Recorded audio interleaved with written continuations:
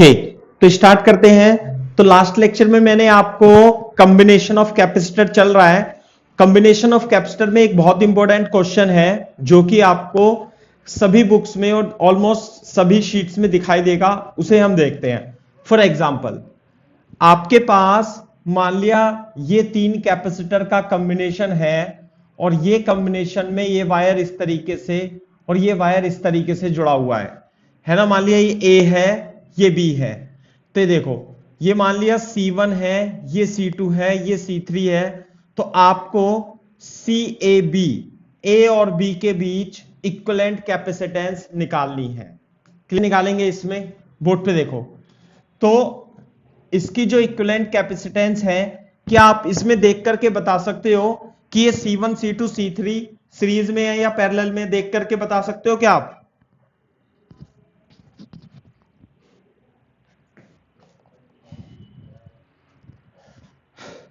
हाँ भाई, देखो जरा मैं आपको दिखाता हूं, बोर्ड पे देखो। ये है तीन कैपेसिटर और ये इनकी शक्ल, आप इसका फोटो दिमाग में रखना। ये रेजिस्टेंस में भी आएंगे, करंट इलेक्ट्रिसिटी में, और इसमें भी आएंगे, है ना। तो इस तरीके से देखो, हमने ये बनाया और आप इसे थोड़ी देर के लिए एक बैटरी से कनेक्ट कर दो। ये मान लिया ए है, ये बी है और ये कैपेसिटर C1 C2 और C3 है। आपने यहां पर इसे एक पोटेंशियल डिफरेंस बी की बैटरी से कनेक्ट कर दिया।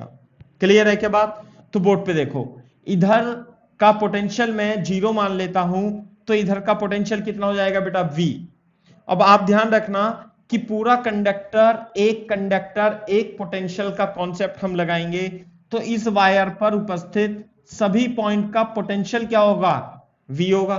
तो यहां पर पोटेंशियल V है, तो यहां पर भी कितना होगा? V होगा, और इस पॉइंट पर भी आकर के पोटेंशियल V हो जाएगा। बात समझ में आ रही है? जबकि ये वाला वायर जो है, ये जीरो पोटेंशियल का यदि आपने मान लिया, तो यहां पर भी जीरो पोटेंशियल होगा और ये भी क्या होगा? जीरो पोटेंशियल होगा। और यहां पर जीरो पोटेंशियल और यहां पर भी जीरो पोटेंशियल हो जाएगा। बात समझ में आ रही है ना?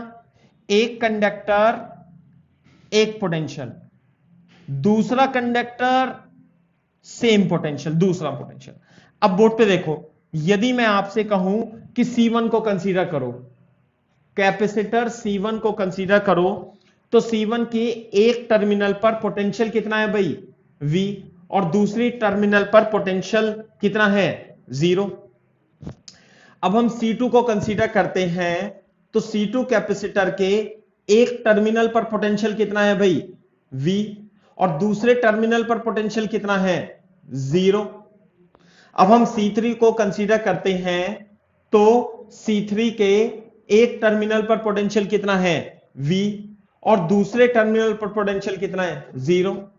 तो इसका मतलब यह है कि C1 C2 C3 के एक टर्मिनल पर सेम पोटेंशियल है जो कि V है, और दूसरे सभी पोटेंशियल पर, दूसरे सभी टर्मिनल पर पोटेंशियल कितना है? 0 0 0 है। तो यानी कि C1 कैपेसिटर के across potential difference V minus 0 यानी कि V है, और इसके अक्रॉस भी V माइनस 0 यानी V है। यानी कि बैटरी लगभग इस तरीके से कनेक्ट होगी B बोल्ट की, क्योंकि इधर तो कितना हो जाएगा? 0, इधर कितना हो जाएगा? V। बात समझ में आ रही है नहीं? तो वास्तव में तो ये तीन कैपेसिटर इस बैटरी के अक्रॉस पैरेलल कॉम्बिनेशन में जुड़े हुए हैं, लेकिन उसने क्या करा? उसने इसे इस तरीके से मिक्स कर दिया, सेटिंग इन तारों को बढ़ा घटा करके, ऐसे करके इस तरीके से बना देता है, टेढ़ा मेढ़ा बना देता है। तो आपको क्या करना? उसे सीधा करना होता है। तो इसे देख करके तो आपको पता नहीं लगेगा कि ये कैपेसिटर किस तरीके से व्यवस्थित है ना। तो ये आपको सही तरीके से सजाने होंगे और इससे पता लगेगा कि ये तीनों कैपेसिटर किसमें है बेटा? पैरेलल में है। आ रही है बात समझ में? तो ये तीनों कैपेसिटर, इनकी शक्ल देख लो, फोटो दिमाग में खींच लो कि CAB जो होगा वो C1 प्लस C2 होगा, चूंकि C1 C2 C3 are in parallel. ये कैपेसिटर वास्तव में पैरेलल में है, तो आंसर कितना आ जाएगा? C1 plus C2 plus C3 आ जाएगा। ध्यान से, जब आप इसे बी वोल्ट की बैटरी लगाओगे ना, तो यहां पर जीरो पोटेंशियल है, तो ये जीरो जीरो पोटेंशियल वाले टर्मिनल होंगे, और जब यहां वी पोटेंशियल है तो ये सारे टर्मिनल वी वाले होंगे। तो यदि आप C1 को देखोगे तो C1 के अक्रॉस V और जीरो, C1 के अक्रॉस V जीरो पोटेंशियल है, C2 के अक्रॉस V जीरो पोटेंशियल है, C2 के अक्रॉस क्या है V जीरो, और C3 को भी देखोगे तो V और जीरो पोटेंशियल है, तो तीनों के अक्रॉस पोटेंशियल V ही है। बात समझ में आ रही है? तो तीनों कैपेसिटर पैरेलल में होंगे यदि इस तरीके से आपको दिख रहे हैं। देखने में तो नहीं लगेगा, लेकिन आप इसे रीअरेंज करोगे तो all three capacitor are in parallel. अब इसके क्वेश्चन कराता हूं इस टाइप से कि ये क्वेश्चन किस प्रकार से आपको एग्जाम में देखने के लिए मिल सकते हैं। फॉर एग्जाम्पल देखो, लिखो फाइंड CAB, A और B के बीच आपको इक्विवेलेंट कैपेसिटेंस निकालनी है, और ये कैपेसिटर 7 कैपेसिटर इस तरीके से लगे हुए, क्लियर है क्या बात? और ये यहां पे जुड़ा हुआ है, ये यहां पे जुड़ा हुआ है, ये यहां पे जुड़ा हुआ है, ये यहां पे जुड़ा हुआ है। अगर जो आपने वो क्वेश्चन और उस तरह के फिगर को अच्छे से नहीं कर रखा तो आपको समझ में नहीं आएगा फिर ये क्वेश्चन, ठीक है? जैसे ये मान लिया 1 microfarad, 2 microfarad, 1 microfarad, 2 microfarad, 1 microfarad, 2 microfarad, 1 microfarad के 7 कैपेसिटर इस तरीके से अरेंज हैं। Then you have to find the CAB। अब देखो किस तरीके से हम इसे करेंगे। तो मैं इसे A सॉल्यूशन लिखते हैं अपन इसका, है ना, इसे A, इसे C, इसे D मान लेता हूं थोड़ी देर के लिए, है ना। तो बोर्ड पे देखो A और C, A पॉइंट और C पॉइंट के बीच में, और ये कौन सा पॉइंट है भाई? ये है D पॉइंट, और D और B के बीच में देखो इधर ये तीनों कैपेसिटर किसमें है भाई? 1 2 1 किसमें? ये पैरेलल में। तो CAC, A और C के बीच जो कैपेसिटेंस आएगी CAC वो कितनी आएगी बताओ? ये आएगी 1 + 2 + 1 4 माइक्रोफैरड। तो ये कितना हो जाएगा भाई? 4 माइक्रोफैरड। सही है बात? इसी तरीके से D और B के बीच में जो कैपेसिटेंस आएगी वो 1 + 2 + 1 + 2 + 1, यानी ये वाली जो कैपेसिटेंस है D और B के बीच में ये आ जाएगी 4 माइक्रोफैरड, और ये कितना है? 2 माइक्रोफैरड। अब यदि आप तीन कैपेसिटर को देखोगे तो all three capacitor are in series, तो 1/CAB is equal to what? 1/4 + 1/2 + 1/4। तो कितना आंसर आ जाएगा भाई? 4 LCM लेके 2 + 1 1/CAB is equal to 4/4 is equal 1 microfarad आ जाएगा। सो दिस इज, अब देखो इसे और हम थोड़ा सा चेंज करते हैं।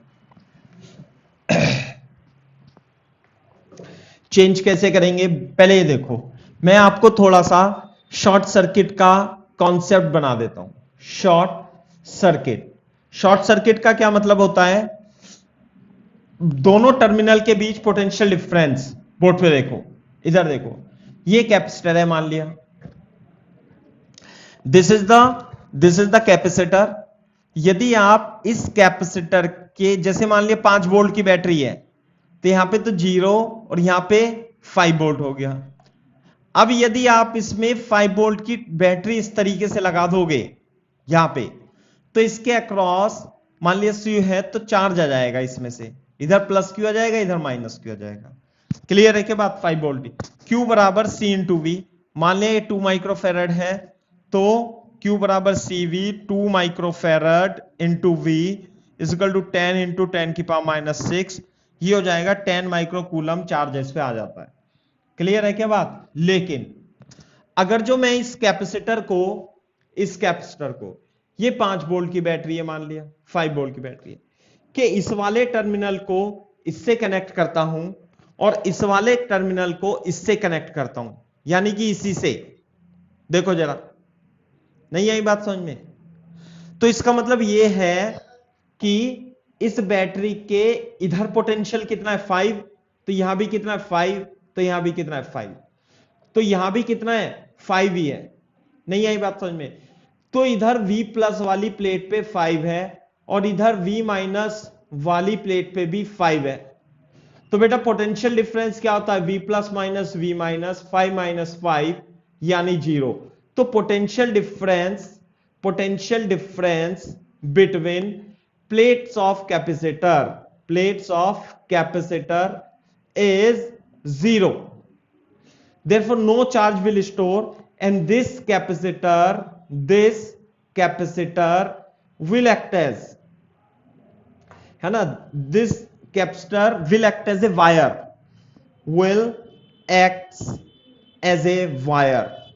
एक वायर की तरह काम करता है, क्योंकि वायर का ही पोटेंशियल सेम होता है ना। And this condition is called short circuit. क्या कहते हैं? शॉर्ट सर्किट हम इसे बोलते हैं। तो यदि यहां 5 है या 5 है, तो इससे अच्छा तो यही है कि आप इसे एक वायर से रिप्लेस कर दो, ऐसे करके। क्लियर है क्या बात? ऐसे, क्योंकि वायर का ही पोटेंशियल एक कंडक्टर की तरह वर्क करेगा, ये इस तरीके से यूं करके, और सब जगह पोटेंशियल कितना हो जाएगा? 5 हो जाएगा। तो ये कैपेसिटर क्या हो जाता है? शॉर्ट सर्किट हो जाता है। यदि उसके दोनों टर्मिनल के बीच पोटेंशियल को आप सेम कर दोगे, यानी एक ही वायर को आप जोड़ दोगे, तो इसमें कोई एनर्जी स्टोर नहीं होगी और ये बेकार हो जाएगा, सिंपल एक वायर की तरह वर्क करेगा। जैसे कि आपने देखा होगा, यदि आपको फैन चलाना है, यदि आपको चार्जिंग भी करनी है अपने मोबाइल की, तो 2 टर्मिनल होते हैं, 2 ऐसे करके होता है ना, ये यू करके बोर्ड में जो स्विच होता है वो इस तरीके से होता है, यू। तो एक तो 0 पोटेंशियल का होता है और एक होता है 220 का, मान लिया ये एसी है या डीसी है, जो भी मान लो। तो यदि मान लिया आपको एक बल्ब लगाना है, बल्ब जलाना है, तो आप क्या करते हो? आप एक तो इसमें लगा देते हो 220 वाले में, और एक आपको ग्राउंड ही करना पड़ता है। तो बल्ब के या एलईडी के अक्रॉस आपको पोटेंशियल डिफरेंस कितना प्रोड्यूस है? यहां पे 220 माइनस 0। बात समझ में आई? तो ये ग्लो करेगा, it will emit the light और ग्लो करेगा। बात समझ में आ रही है नहीं? लेकिन यदि आपने किसी वजह से इसके दोनों के टर्मिनल को ऐसे कर दिया, मान लिया जोड़ दिया, यू जोड़ दिया ऐसे करके, है ना, इसे हटा दिया, तो एक ही, तो बल्ब के दोनों टर्मिनल पर पोटेंशियल क्या हो जाएंगे? मान लिया आपने इसे हटा करके यहां पे ही जोड़ दिया, तो यहां भी 220 हो जाएगा और यहां भी 220 हो जाएगा, तो फिर नहीं जलने का bulb. And this condition is called short circuit. Clear है क्या बात? ये है मैं कैसे यूज करता हूं शॉर्ट सर्किट का, आप भी देखना, है ना।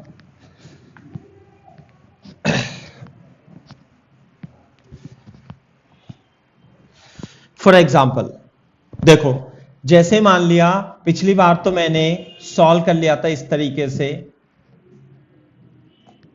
3 3 दूनी 6, है ना। मान लिया हमारे पास एक ये है, एक ये है ना, ऐसे करके, और एक ये है ना भाई, और एक ये है बी, और चलो एक और मान लेते हैं, आप कभी परेशान हो जाओ, ये रहा, सही है भाई, ए और बी, और ये 1 माइक्रोफेराड, 2 माइक्रोफेराड,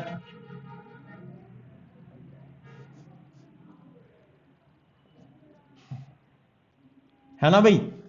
तो आपको क्या करना है? CAB फाइंड करनी है इस केस में।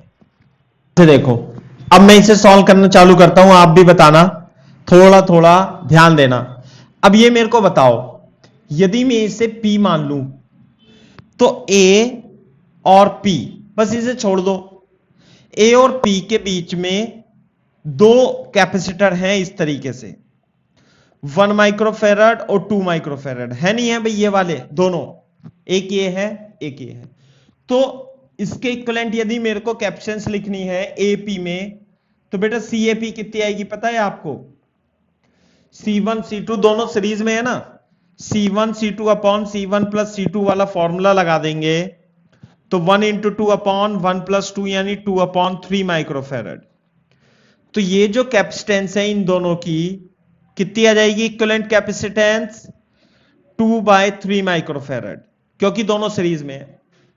लेकिन इसमें एक वायर इस तरीके से भी जुड़ा हुआ है कि वो P से और इसके वायर में इस तरीके से जुड़ा हुआ है। क्लियर है क्या बात, ये जुड़ा हुआ है। अच्छा, अब यहां पे आप P पॉइंट को इसे देखो और इसे मान लेते हैं हम Q, इस पॉइंट को क्या मान लेते हैं, Q। क्लियर है क्या बात, तो Q में देखना भाई P और Q के बीच कितने कैपेसिटर हैं, 1 2 3, 1 2 एंड 3, 1 माइक्रोफेरेड कितने का है ये, 1 माइक्रोफेरेड का है, 2 माइक्रोफेरेड का है और ये 1 माइक्रोफेरेड का है। और ये किस तरीके से कनेक्टेड है, ये पॉइंट यहां पर और ये पॉइंट यहां पर कनेक्टेड है। तो देखो P और Q के बीच में आपको, P और Q के बीच में आपको बता सकते हो ये तीनों कैपेसिटर कैसे दिख रहे हैं आपको, तीनों कैपेसिटर पैरेलल में है, ये है ना, अभी तो ये क्या है कॉन्सेप्ट पैरेलल में है। तो CPQ कितनी आ जाएगी, 1 plus 2 plus 1 is equal to 4 microfarad, ये तो 4 माइक्रोफेरेड आ जाएगा। P और Q के बीच में 1 2 1 का इक्विवेलेंट 4 माइक्रोफेरेड आ जाएगा, 1 और 2 का 2/3 क्योंकि ये सीरीज में इस तरीके से आ जाएगा। लेकिन यहां पर एक ये वायर है इस तरीके से, ये वाला वायर जो कि इस पॉइंट का पोटेंशियल और इस पॉइंट का पोटेंशियल क्या कर रहा है, सेम कर रहा है। तो इसका मतलब यदि यहां V है तो यहां भी V है, तो इस पॉइंट, इस कैपेसिटर के अक्रॉस पोटेंशियल डिफरेंस 0 है। तो कुल मिला के बात यह है कि ये क्या हो गया, ये वाला कैपेसिटर शॉर्ट सर्किट हो गया। क्या हो गया, शॉर्ट सर्किट। शॉर्ट सर्किट हो गया तो एक वायर की तरह एक्ट करता है। तो हम P और A के बीच में सिंपल एक वायर बना लेंगे। ये बात समझ में आती है नहीं। अब PQR, इसे मैं R मान लेता हूं, यहां पे R, Q और R के बीच में, हां भाई Q और R के बीच में एक तो 2 माइक्रोफेरेड है ये वाला कैपेसिटर, एक 1 माइक्रोफेरेड है ये वाला कैपेसिटर, बोलो। और Q और R के बीच में 2 हैं और दोनों सीरीज में है। और जब दोनों सीरीज में होंगे, दोनों सीरीज में है, तो इनके इक्विवेलेंट कैपेसिटेंस कितनी आएगी भाई, R की। दोनों की कैपेसिटेंस सीरीज में 1 इंटू 2 अपॉन 1 प्लस 2। तो इन दोनों को P और Q के बीच में मैं 1 लिख देता हूं और ये आएगा आंसर इसका 2/3 माइक्रोफेरेड आएगा। लेकिन यहां देखो ये वायर जुड़ा हुआ है, ये रहा, ये वायर कैसे जुड़ा हुआ है, ऐसे। तो इसका मतलब यदि किसी कैपेसिटर के अक्रॉस वायर को आप ऐसे जोड़ दोगे ना, तो जो चार्ज होता है वो इधर से यूं निकल जाता है, इसमें जाता ही नहीं है, क्योंकि ये शॉर्ट सर्किट हो गया। यहां पोटेंशियल V है, V दोनों और V हो जाएगा, तो एक वायर की तरफ वर्क करेगा। और ये क्या हो जाएगा, ये दोनों कैपेसिटर भी शॉर्ट सर्किट हो जाएंगे और ये एक वायर की तरह वर्क करेंगे और ऐसे बन जाएगा। अब उसके बीच में R और B के बीच में एक कैपेसिटर बचा और उसकी वैल्यू है 2 माइक्रोफेरेड। कितनी है भाई, 2 माइक्रोफेरेड। तो कुल मिला के A और B के बीच में 4 और 2 माइक्रोफेरेड के 2 कैपेसिटर हैं और जो कि सीरीज में है। एक तो 4 माइक्रोफेरेड और एक 2 माइक्रोफेरेड जो कि सीरीज में है। और सीरीज का formula C1 C2 upon C1 plus C2 दो कैपेसिटर के लिए हम डायरेक्ट लगा सकते हैं और 8/6 CAB की वैल्यू 4/3 माइक्रोफेरेड हो जाती है। देखो, तो ये शॉर्ट सर्किट का आप ध्यान रखना बेटा, है ना।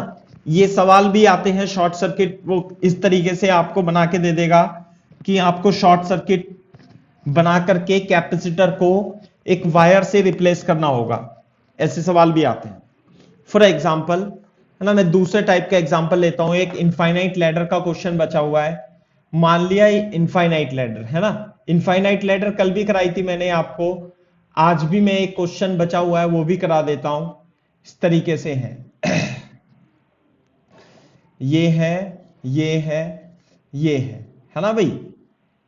ये 4 कैपेसिटर और हैं ऐसे करके, और सी सी सी सी सी सी। क्लियर है क्या बात? उसके बाद यहां पर कितने कैपेसिटर हैं भाई? ये 1 2 4 और ये 16 कैपेसिटर हैं। क्लियर है क्या बात? 16 कैपेसिटर ऐसे, 16, इसमें 4, इसमें 2, इसमें 1, और ईच हैज कैपेसिटेंस C। सबकी कैपेसिटेंस कितनी है? C। और यहां पर A पॉइंट और B पॉइंट है, तो आपको फाइंड क्या करना है? CAB फाइंड करना है। आ रही है बात समझ में? तो देखो इसे, ये तो आसान है, आप इसे किस तरीके से करोगे मैं आपको बता देता हूं, है ना भाई। ये देखो C है, तो ये तो C का C रहेगा, दो सीरीज में है बेटा, C और C का इक्विवेलेंट यदि दो सीरीज में है तो इनका इक्विवेलेंट C/2 आ जाता है। 1 2 3 4, 4 कैपेसिटर सीरीज में है तो C/4 आ जाएगा, और यदि 16 है तो कितना आएगा? C/16 आ जाएगा, एंड सो ऑन, है ना, A और B, और ये इनफाइनाइट तक लैडर जा रही है। तो अब आप देखोगे कि ये सारे कैपेसिटर पैरेलल में है, तो CAB की value C + C/2, C/4, C/16 and so on बनेगी। तो यदि मैं इसमें C कॉमन ले लूं, 1 + 2, और ये 1 + 2 स्क्वायर, 1 + 2 की पावर 4, ऐसे बनेगा ना, 2 दूनी 4, एक मिनट, गलत हो गया, यहां पे 8 आएगा बेटा, 8 लिखना इसे, नहीं तो जीपी इनफाइनाइट जीपी बनने की नहीं है। तो C/8 इस तरीके से देगा वो आपको बना करके कुछ 2 की पावर 3 इनफाइनाइट। आ रही है बात समझ में? तो इनफाइनाइट जीपी का सम होता है A/1 - R, तो C 1/1 - 1/2 हो जाएगा। फर्स्ट टर्म क्या है यहां पर? 1, कॉमन रेशियो कितना है? 1/2, तो जो CAB की वैल्यू आएगी C 1/1/2 is equal to 2C, the correct answer.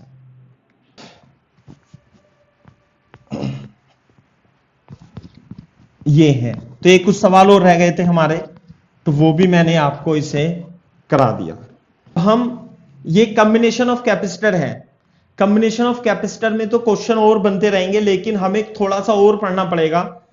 बहुत कॉम्प्लेक्स कॉम्बिनेशन भी बना करके दे देता है वो, और वो सीरीज पैरेलल कॉम्बिनेशन से केवल और केवल सीरीज पैरेलल कॉम्बिनेशन की नॉलेज के आधार पर ही आप उसे सॉल्व नहीं कर सकते, थोड़ा सा आपको और पढ़ना पड़ेगा, है ना। तो मैं कॉन्सेप्ट आपको थोड़ा सा और आगे बढ़ा देता हूं, वेरी इंपॉर्टेंट है, बहुत ज्यादा इंपॉर्टेंट है। किताबों में या किसी टेक्स्ट बुक में एज इट इज नहीं मिलेगा, अपना ही कॉन्सेप्ट है ना, और नोटबुक में तो आपको मिल जाएगा कोचिंग इंस्टीट्यूट की, है ना। तो देखो कैसे लिखो, potential divided rule, potential divided rule, ये एज सच टॉपिक नहीं मिलेगा, लेकिन अपन तो इसे इस तरीके से पढ़ाते हैं। पोटेंशियल डिवाइडेड रूल क्या होता है? यदि मान लिया हमने दो कैपेसिटर C1 और C2 को एक बैटरी जिसका EMF 20 वोल्ट की बैटरी है से लगा दिया, तो ये दोनों कैपेसिटर, हाँ, जो C1 और C2 है, ये दोनों आपको दिख रहे होंगे, C1 and C2 are in series, बिल्कुल दिख रहे हैं हमें। तो charge and then charge on each capacitor are same, charge क्या होंगे? सेम होंगे। लेकिन अगर जो C1 C2 अलग है, but potential drop across each capacitor will be different, each capacitor will be different if C1 is not equal to C2। यदि C1 C2 equal है तो आधा आधा पोटेंशियल लग जाएगा। तो मैं ये कह रहा हूं कि जैसे मैंने यहां पे 20 वोल्ट की बैटरी लगाई, मान लिया आपने 20 वोल्ट की बैटरी लगाई, तो 20 वोल्ट की बैटरी में से कुछ पोटेंशियल इसके अक्रॉस ड्रॉप हो जाएगा और कुछ पोटेंशियल इसके अक्रॉस भी ड्रॉप हो जाएगा। तो हमें यह बताना है कि यदि मैंने इसमें 20 वोल्ट की बैटरी लगाई तो कैपेसिटर C1 के अक्रॉस कितना पोटेंशियल ड्रॉप होगा और C2 के अक्रॉस कितना पोटेंशियल ड्रॉप होगा। बोर्ड पे देखो। अच्छा, जब मान लिया आपने ये स्विच था S और स्विच S को दबाया तो चार्ज निकलेगा इसमें से और इसमें से चार्ज चला जाएगा। तो यदि यहां प्लस क्यू चार्ज आएगा तो इस पे माइनस क्यू आएगा, इस पे प्लस क्यू आएगा तो इस पे माइनस क्यू आएगा। आ रही है बात समझ में? तो बोर्ड पे देखो, तो आप चार्ज बता सकते हो कितना आएगा।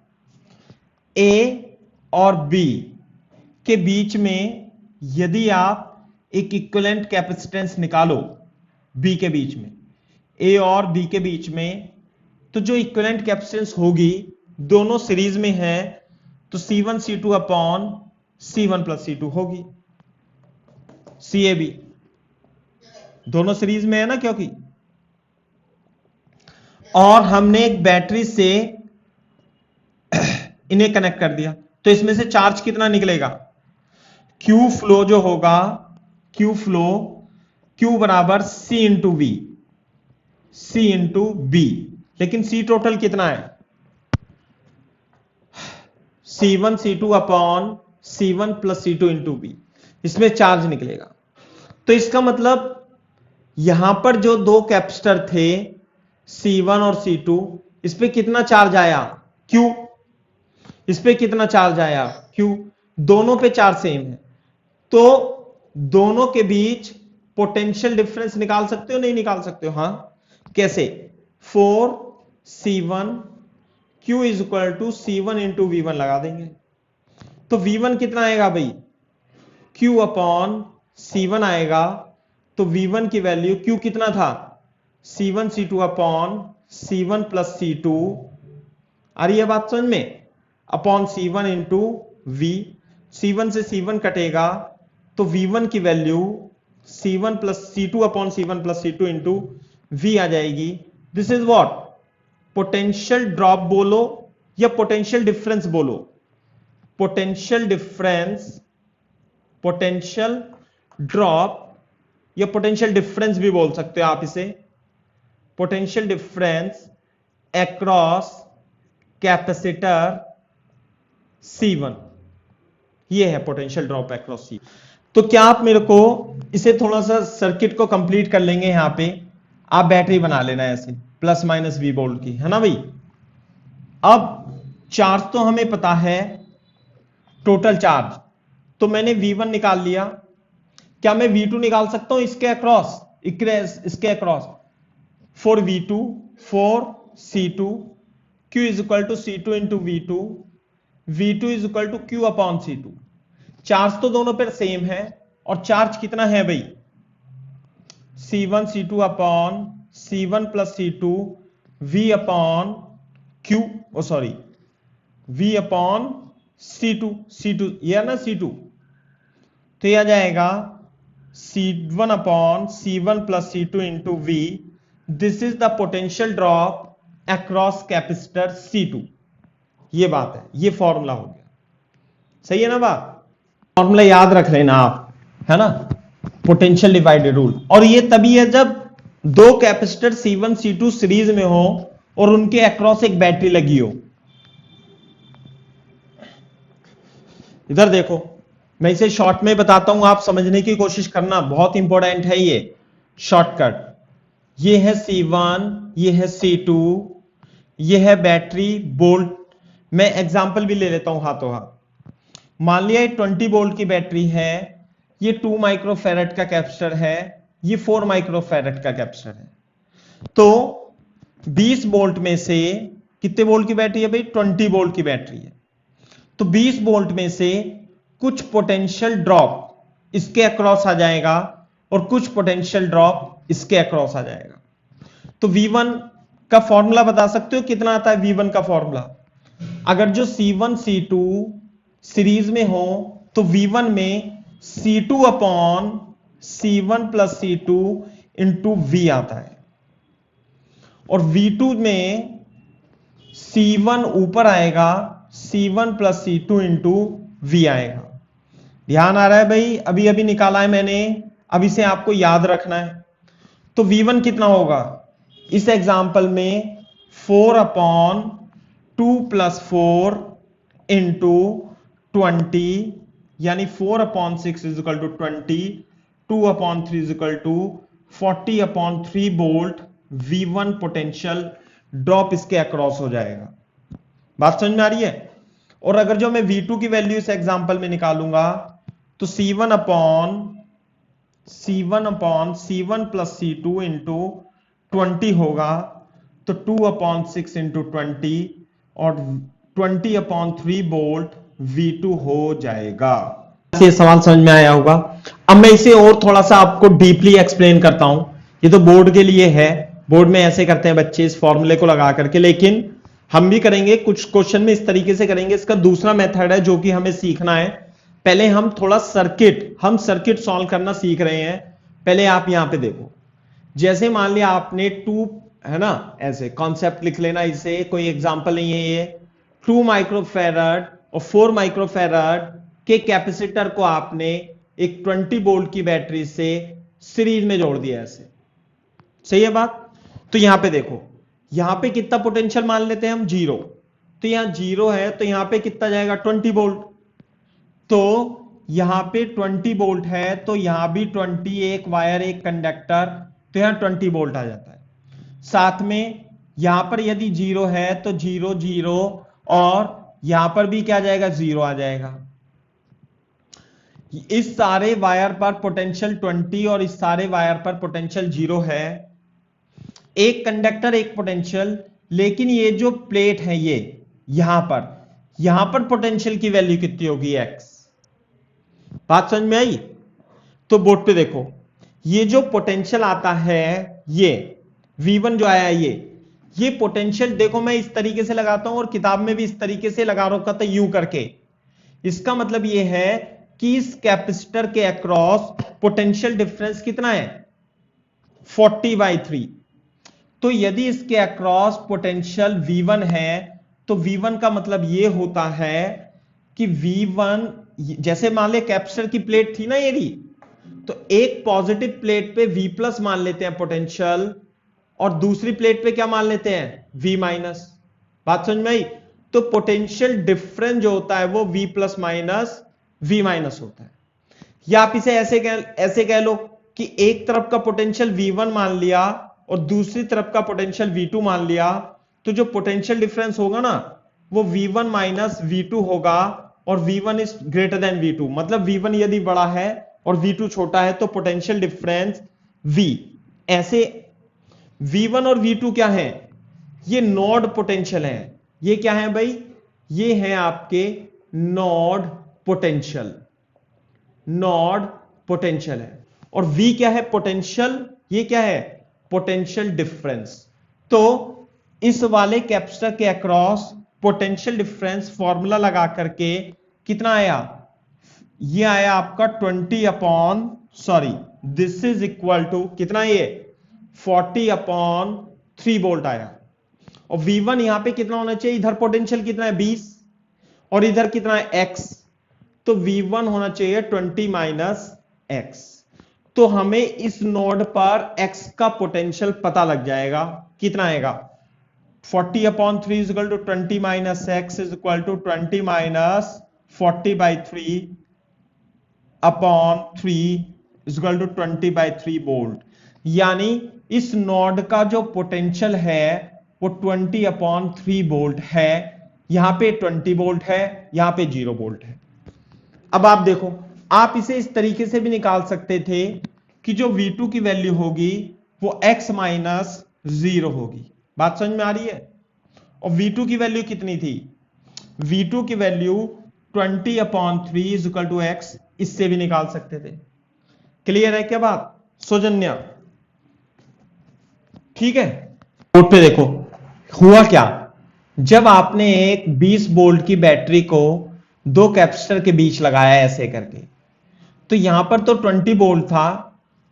20 वोल्ट में से कुछ पोटेंशियल खत्म हो गया, कितना खत्म हो गया, जितना इसके अक्रॉस था। कितना था C1 के अक्रॉस, ये था 40/3 वोल्ट, इसके अक्रॉस खत्म हो गया। तो यहां पे कितना बचेगा x, यहां 20 था, 20 में से इतना ड्रॉप हो गया, कितना 40/3, ये पोटेंशियल ड्रॉप है। बचा कितना x, तो x की वैल्यू क्या आएगी, 20 में से 40/3 चला गया तो कितना बचा भाई, ये बचा आपका 20/3 वोल्ट। तो यहां पे पोटेंशियल पता है कितना आएगा, 20/3 वोल्ट आ गया। अब इसके अक्रॉस कितना पोटेंशियल खत्म हो गया, ये हो गया 20/3 वोल्ट। 20/3 में से 20/3 चला गया तो यहां पे कितना बचा, यहां पे 0 बचेगा, तो वो तो है ही 0, समझे। तो इसका मतलब पोटेंशियल इधर से इधर चलने में ड्रॉप होता है, फिर ड्रॉप होता है और 0 बच जाता है। तो इस तरीके से जैसे हम कैपेसिटर को जोड़ते हैं तो पोटेंशियल ड्रॉप होते होते खत्म हो जाता है। और बता देता हूं, जैसे आप 2 माइक्रोफैरड और 2 माइक्रोफैरड के कैपेसिटर को आपने जोड़ा, मान लिया, बोर्ड पे देखना भाई, मान लिया ये 24 वोल्ट की बैटरी है, तो यहां पे 0 होगा और यहां पे 24 वोल्ट होगा। तो 2 माइक्रोफैरड दोनों इक्वल हैं, तो 24 में से सिमेट्री से आप फॉर्मूले से भी निकाल सकते हो और वैसे ही देख के बताओ, 24 में से इधर कितना ड्रॉप हो जाएगा, 12, बाकी कहां हो जाएगा, 12 इधर।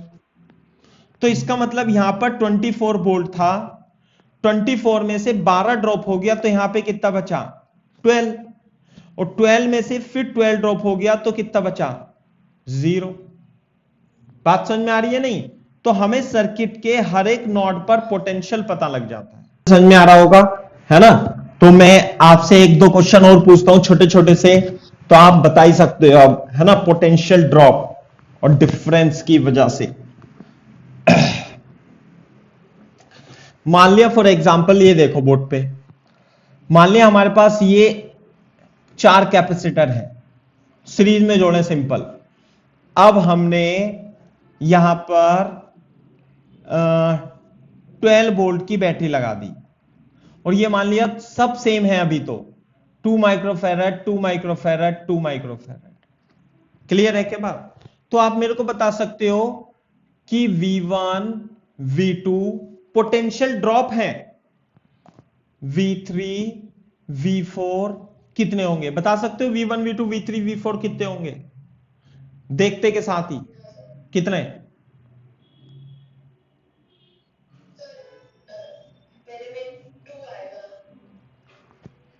इसके अक्रॉस ये टोटल कितना था, 12 volt.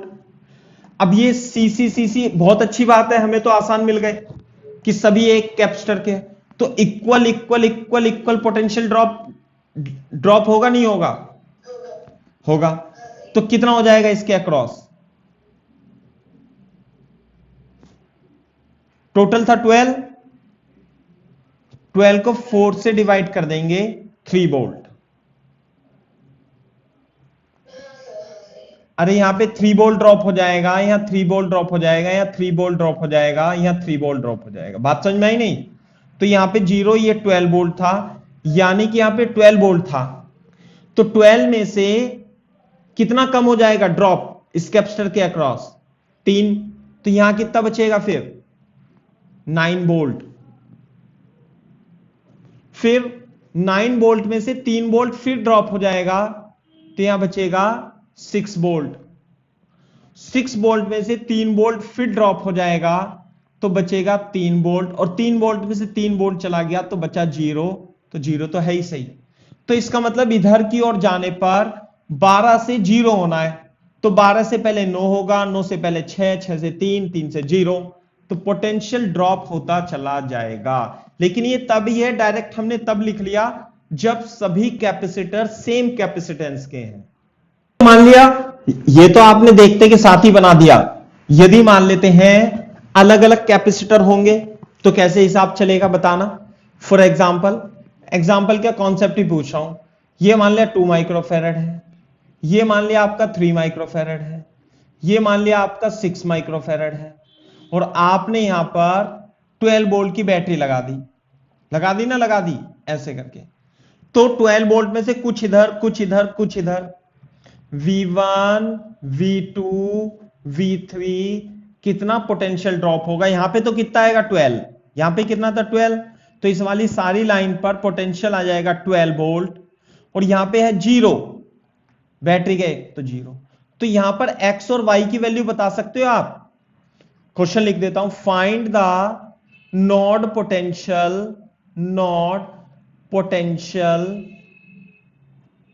Of x and y। ये क्वेश्चन है। कैसे करेंगे? मैं पहले इसका मतलब मेरे पास, अब हम सर्किट सॉल्व करना सीख रहे हैं बेटा, धीरे धीरे है ना। तो सबसे पहले आप क्या करो, a और b के बीच CAB निकाल लो। निकाल सकते हो CAB? हां निकाल सकते हैं।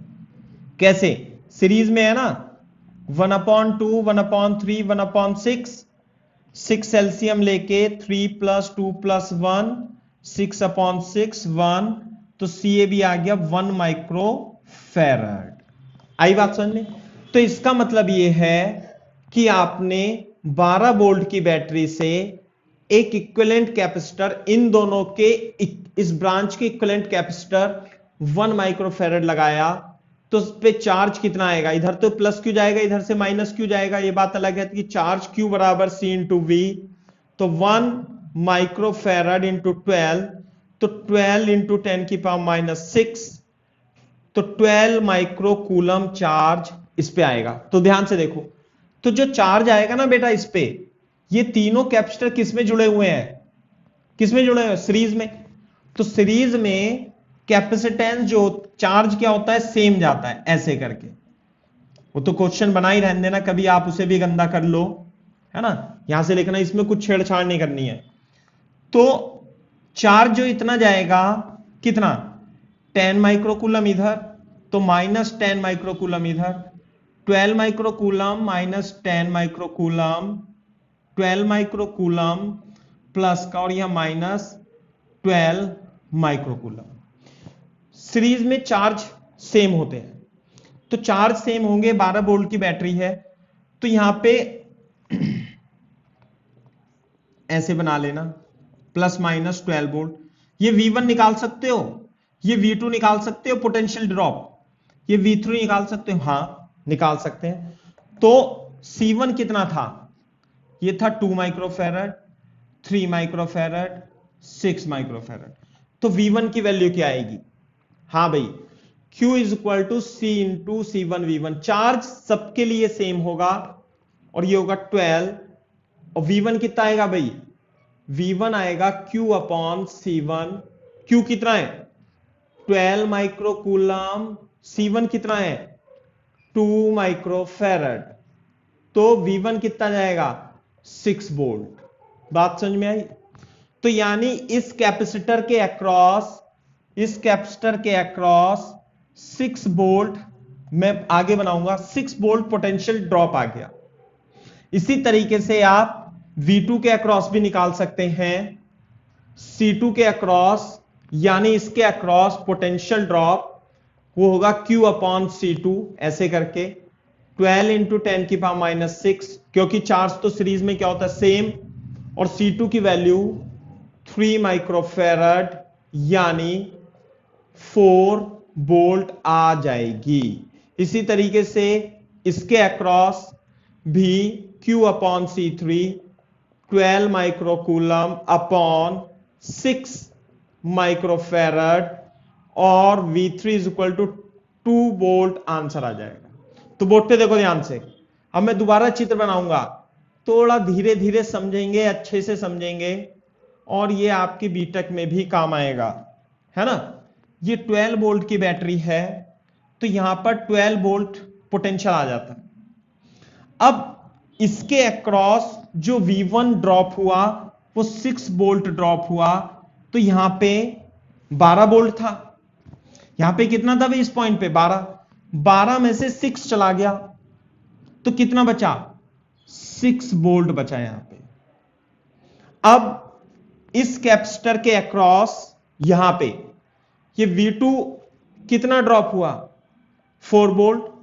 तो 6 में, यहां पे 6 नोड पोटेंशियल था, 6 में से 4 चला गया तो बचा कितना 2 वोल्ट। अब देखो 2 वोल्ट में से 100% 2 वोल्ट जाकर के 0 वोल्ट ही बचेगा।